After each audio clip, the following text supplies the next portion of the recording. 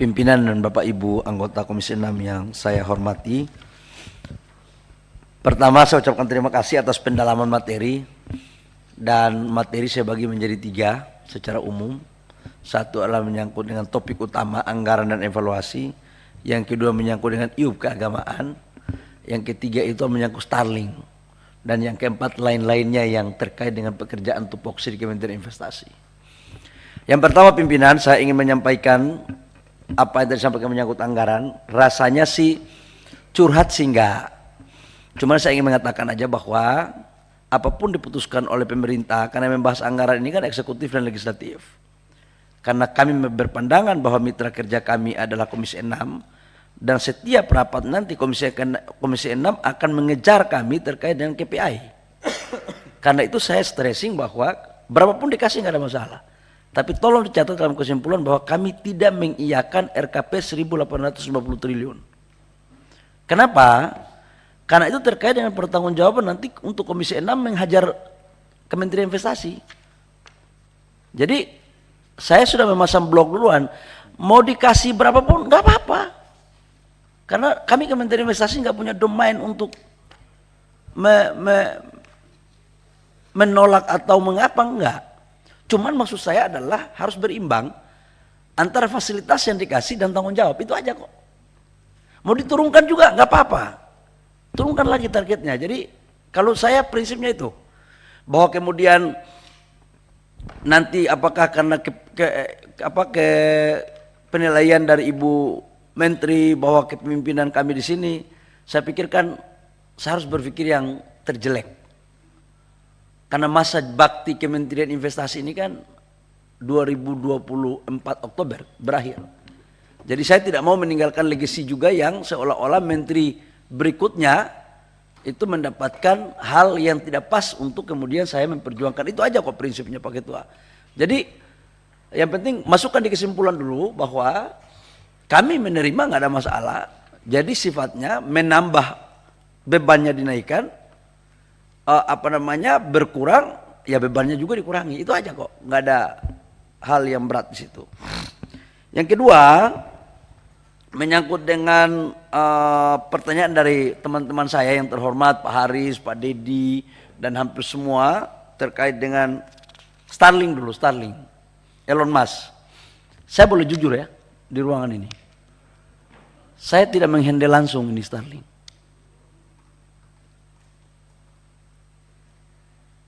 Saya juga tidak pernah, tim saya juga tidak pernah, tim pernah, kalian pernah? Enggak pernah untuk melakukan pembahasan teknis terkait dengan Starlink. Oke, saya jujur ini. Starlink ini investasinya menurut data OSS, Pak Dedi, supaya jangan ada dusta antara kita. Starlink itu investasinya 30 miliar. 30 miliar rupiah nih. Ini menurut data OSS ya. Ini menurut data OSS ya. Tenaga kerjanya 3 orang yang terdaftar. Selain dari data yang kami punya, saya nggak bisa memberikan penjelasan tambahan. Karena saya takut memberikan penjelasan tambahan yang pada akhirnya kemudian melahirkan multi interpretasi. Tetapi karena ini adalah investasi, juga merupakan bagian tanggung jawab kami untuk menjelaskan kepada Bapak Ibu yang mulia pada hari ini. Prinsipnya adalah selama tidak menyalahi aturan dan itu dibuka sesuai dengan aturan, maka kami akan melakukan proses. Tapi kalau ditanya kenapa dan bagaimana, itu posisi kami, karena jujur kami tidak pernah membahas hal ini secara teknis. Jadi kami tidak tahu, tidak terlibat. Saran saya, coba tolong tanyakan kepada yang terlibat saja. Jadi tapi saya, Pak Dedi lebih tahu daripada saya. Saya juga karena lewat OSS aja, jadi OSS itu kan siapapun di belakang di ruangan sendiri pun bisa langsung masukkan data itu ke OSS. Karena izinnya sekarang kan tidak perlu ketemu Menteri Investasi juga keluar kok, selama memenuhi aturan. Ya Pak Dedi jangan sampai sudah tahu pura-pura tidak tahu kan nggak bagus juga. Gitu. Saya nggak tahu Pak Menteri, jujur. Saya nggak tahu sebenarnya kalau bukan dengan Kementerian Investasi, lalu dengan siapa Starlink ini kemudian melakukan hal teknisnya? Apakah Kementerian Informasi atau karena lebih sering Pak Luhut yang ngomong dengan Saya tidak tahu siapa yang melakukan pembahasan teknis, tapi saya tidak ikuti. Oke, biar clear ya. Tapi saya sangat menghargai pandangan dan pendapat dari teman-teman semua. Gak ada koordinasi, Pak. Justru nggak clear Pak. Kalau Pak Bahlil nih, kawan saya yang baik ini bilang Kementerian Investasi nggak terlibat, saya nggak tahu mereka itu urusannya dengan siapa. Karena kan Starlink ini nggak baru Pak, sudah lama, gitu kan. Terus tiba-tiba dia dapat karpet merah dan bla bla bla. Secara teknis apakah dengan Kementerian Informasi? Ya mungkin ada hubungannya karena itu menyangkut dengan satelit ya. Kalau kami ini hanya bagian untuk pendaftaran NIB-nya saja. NIB terus kemudian izin apa lagi? Izin dasar aja, dan itu keluar tanpa harus ketemu dengan tim pun lewat OSS udah bisa. Selama sudah ada notifikasi dari Kementerian Teknis itu sudah jalan. Jadi kajiannya itu mungkin lewat Kementerian Teknis. Mungkin. Sekali lagi saya katakan mungkin. Karena oleh tim saya menyampaikan juga tidak pernah membahas hal ini secara teknis. Jadi mungkin Kementerian Teknis. Mungkin Pak Dedi ya. Ya pokoknya domainnya Pak Menteri nggak tahu lah. Ya domain saya nggak tahu lah. Jadi saya jangan memberikan keterangan hal yang saya tidak tahu. Tapi perasaan, suasana kebatinan saya sangat memahami. Karena betul kita juga melakukan investasi, tapi national interest itu juga saya pikir adalah bagian terpenting untuk kita bisa melakukan kolaborasi selama tidak menabrak aturan. Tapi harus ada sharing juga, itu bagus. Itu satu ya, menyangkut Starlink. Menyangkut dengan IKN dulu nih. Ini Pak Haris, Pak Amin dan beberapa Pak Dedi juga bicara tentang IKN.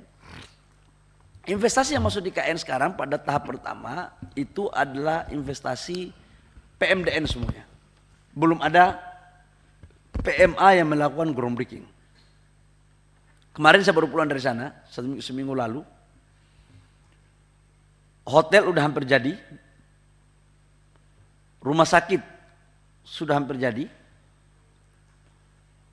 Beberapa gedung-gedung untuk sarana prasarana mendasar juga sudah hampir jadi, dan itu adalah investasi semuanya dari dalam negeri, di luar dari APBN. Kalau ditanya kenapa belum ada investasi asing, desain kita itu adalah klaster pertama ini selesai, yang disebut dengan apa, jalan utama ya, lingkaran 1 sudah selesai, baru masuk investasi asingnya itu di lingkaran kedua, tahap kedua. Nah sekarang mereka belum bisa lakukan, kenapa? Karena infrastruktur untuk masuk di klaster pertama ini belum selesai 100%. Dan sekarang masih kita lakukan percepatan. Kemarin kami juga melakukan groundbreaking beberapa pembangunan sekolah. R&I dari Bakri Group dengan Pertamina juga lagi proses pembangunannya. Jadi kalau ditanya apakah investasi di IKN itu ada atau tidak, ada semuanya dari PMDN untuk sementara. Aslinya kapan? Mereka sudah melakukan komunikasi dengan kita kapan mereka bisa memulai. Tapi kita katakan bahwa setelah tanggal 17 Agustus baru kita lihat, karena infrastruktur mereka di klaster kedua itu baru bisa clearkan, baru bisa clear. Itu menyangkut dengan IKN. Izin Pak Menteri, maaf pimpinan, pendalaman aja. Ya, sekarang kan yang masuk di IKN itu kan APBN dan PMDN ya Pak ya. Ya saya tahu udah ada hotel tuh 190 kamar. Di luar sisi belum, yang saya tahu ya. Lalu pertanyaan saya kan, kalau tadi dikatakan baru pada tahap kedua mereka masuk ke ekosistemnya udah jadi, pihak mana saja yang sudah punya komitmen untuk masuk itu Pak? Ada berapa banyak dan untuk apa saja? Kalau memang tadi kan ceritanya kan oke, ekosistem tahap pertama intinya kita bangun, lalu kemudian investor tadi berniat untuk masuk. Nah, pertanyaan saya itu seberapa besar dan apa saja yang mereka akan invest di situ, dan apakah sudah ada perjanjian atau kontrak atau MOU atau apa gitu, Pak?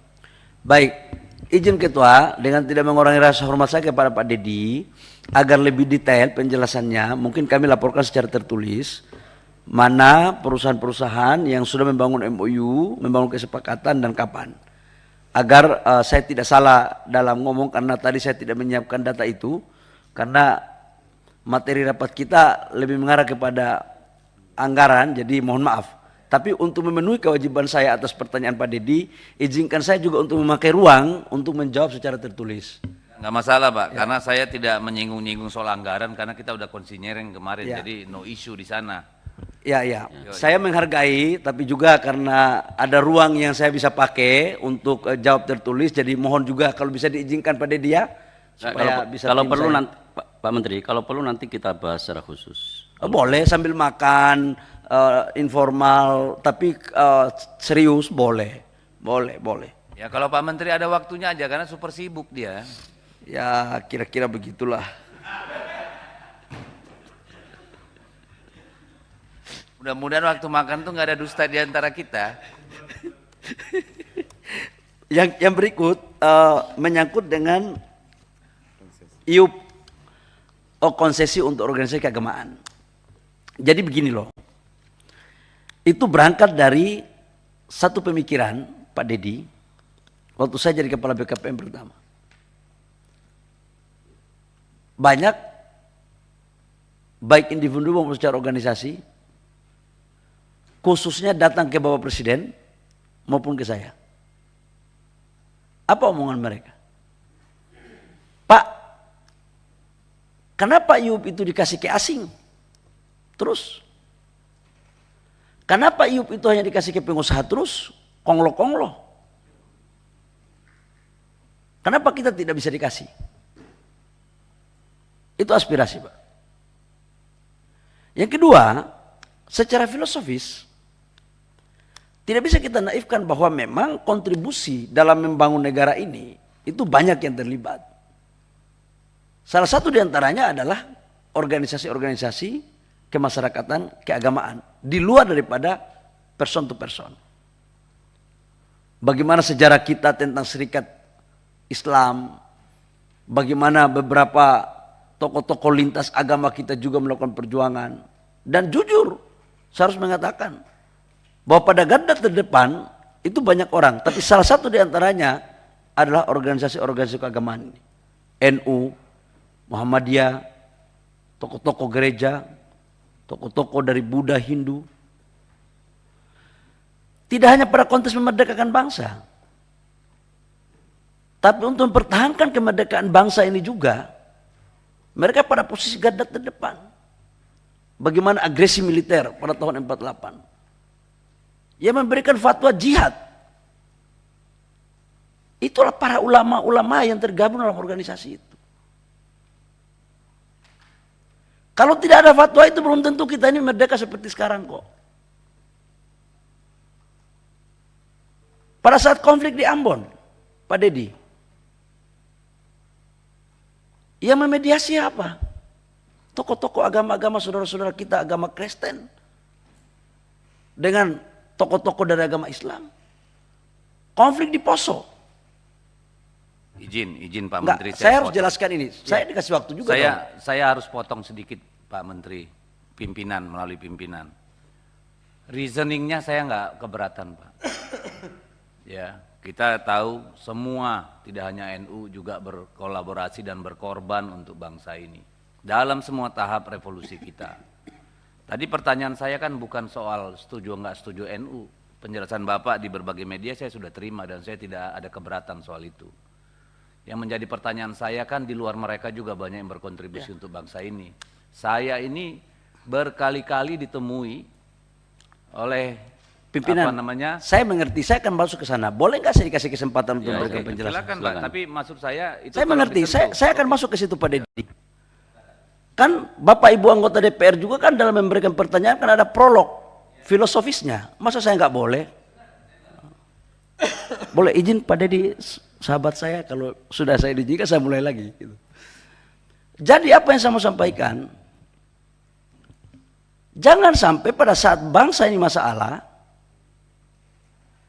tokoh-tokoh ini dikedepankan untuk menyelesaikan masalah. Pada saat bangsa ini dibagi-bagi sumber daya alamnya, mereka jadi penonton.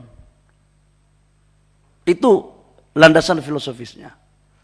Landasan konstitusionalnya adalah pasal 33 dan pemerataan, keadilan.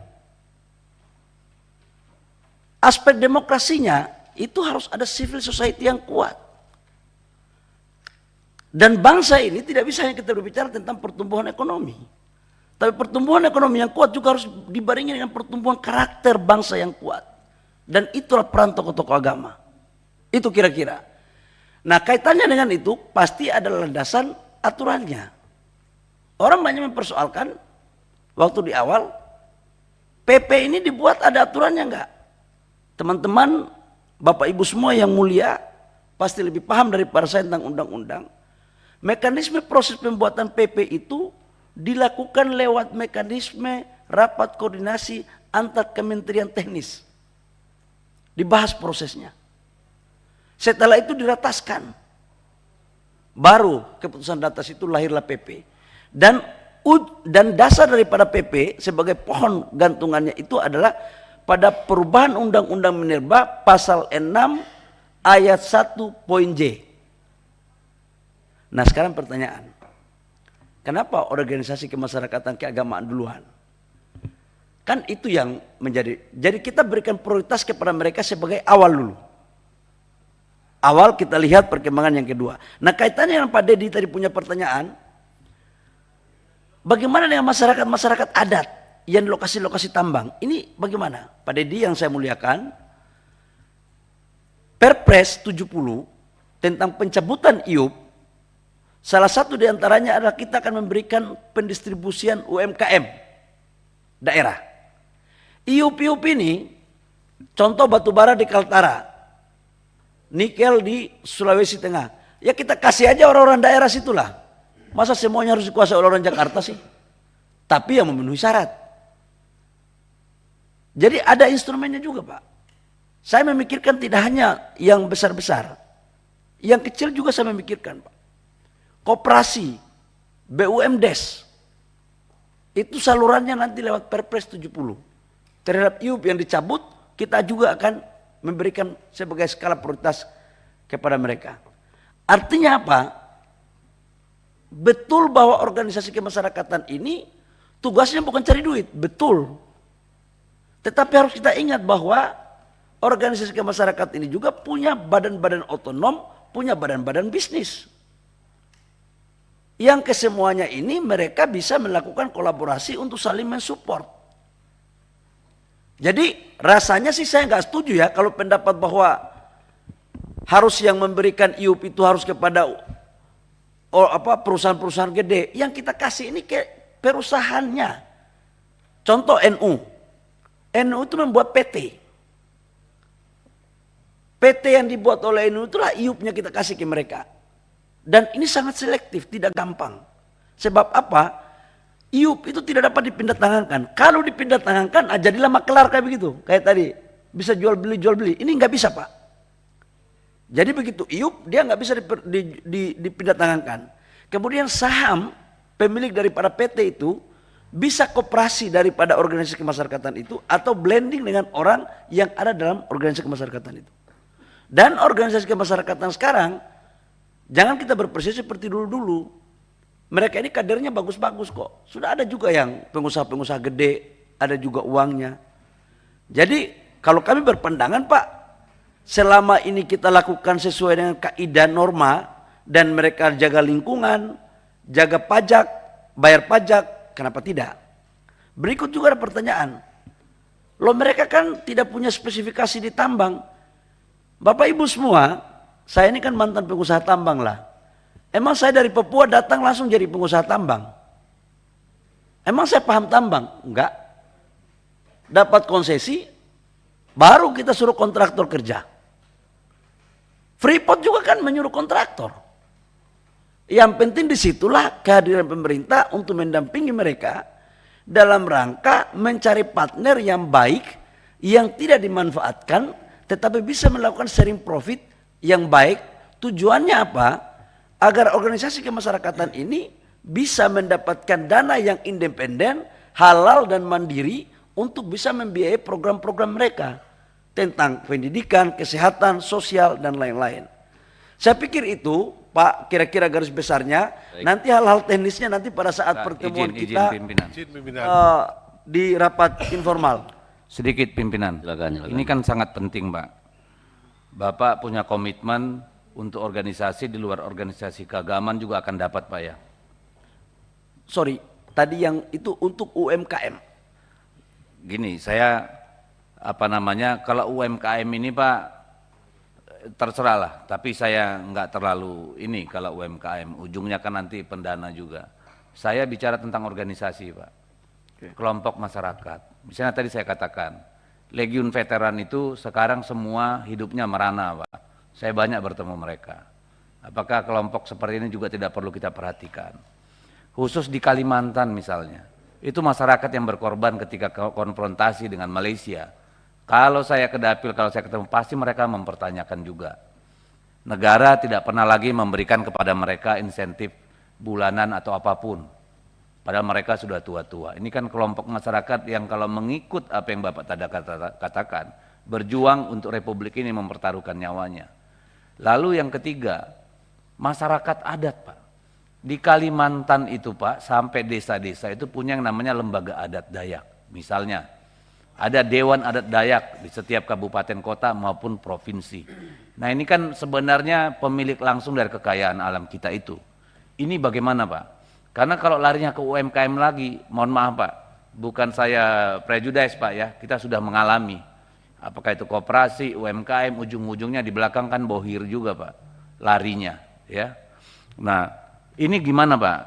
Saya butuh, karena mereka tanya, ketika saya Kundapil mereka tanya, Pak itu ormas keagamaan kami ini gimana gitu, Dewan Adat Dayak yang APBD-nya nggak ada, ya kan mereka juga perlu mempertahankan, melestarikan budayanya Pak, karena kalau di sana itu ada masalah, mereka nggak ke polisi Pak, tapi ke Dewan Adat. Nah ini gimana memperlakukan mereka, gitu, kan ini nanti takut saya menimbulkan kecemburuan sosial di daerah mereka, ada NU, mendapat konsesi, mereka di pinggiran hanya nonton Pak. Nanti kan ini jadi potensi konflik. Itu yang menurut saya perlu dipertimbangkan. Jadi kalau setelah ormas keagamaan, dewan-dewan adat yang ada di tempat-tempat itu sebagai penghasil tambang, bagaimana memperhatikan mereka? Ini cuma CSR. CSR itu pun biasa diambil sama kepala daerah Pak, rakyat itu nggak dapat apa-apa Pak. Itu yang saya maksud, makasih. Oke Pak Dedi. Baik. Saya gini, sedikit pimpinan. Sebentar. Jadi mungkin concernnya Pak Dedi tadi itu betul Pak Bahlil. Dicatat saja, pada gilirannya juga menjadi concern kita. Kan kita tadi bilang ada diskresi. Nah, diskresinya tolong diperhatikan dari masyarakat adat atau veteran dan sebagainya. Silakan Pak. Saya mungkin izin menyangkut ini lagi. Yes. Oke. Jadi Pak Menteri, yang saya persoalkan bukan jasanya NU terhadap Republik ini, udah jelas kalau itu. Republik ini berdiri atas perjuangan para kiai dan santrinya NU. Sehingga ketika itu kemudian ada bagi-bagi dan mereka dapat, ya, menurut saya masih bisa dimengerti dengan mudah. Pertanyaan saya tadi, apakah benar ini satu diskresi? Dan apakah benar Pak Bahlil punya kewenangan untuk memberikan diskresi ini? Karena kita tahu sebelumnya kan ada pernyataan yang clear bahwa izin tambang tidak boleh dibagikan tapi dilelang. Ini yang pertama. Yang kedua, izin tambang hanya boleh diberikan oleh Kementerian SDM. Nah ini yang menjadi concern saya. Kalau memang ini sesuai kewenangan segala macam, dan memang seperti yang tadi Pak Bahlil katakan, mereka punya lembaga yang mengelola secara profesional, sehingga mereka mendapatkan dana untuk membiayai aktivitas mereka, oh ini tidak ada masalah sama sekali. Makasih. Ya baik. Silakan. Kalau gini, Singkat aja Pak Menteri biar cepat. Singkat aja. Diskresinya Pak, kita itu atas arahan kita godok antara saya sama Menteri SDM. Kita lihat inventarisir mana organisasi kemasyarakatan yang menjadi prioritas, kemudian kita laporkan kepada Bapak Presiden. Setelah itu baru diputuskan. Jadi posisinya adalah masih posisi seperti sama. Kalau SDM itu bahan hulunya di atas, IUP-nya baru di kami. Kalau WUPK-nya tetap berkoordinasi dengan Kementerian SDM. Jadi normalnya seperti biasa saja. Jadi nggak ada yang tumpang tindih di sana. Dan apalagi ini kan masuk dalam Satgas. Dan Satgas itu adalah ketuanya saya, kemudian anggotanya Pak Menteri SDM. Kami sama-sama kok memutuskan sama-sama. Baik. Ya.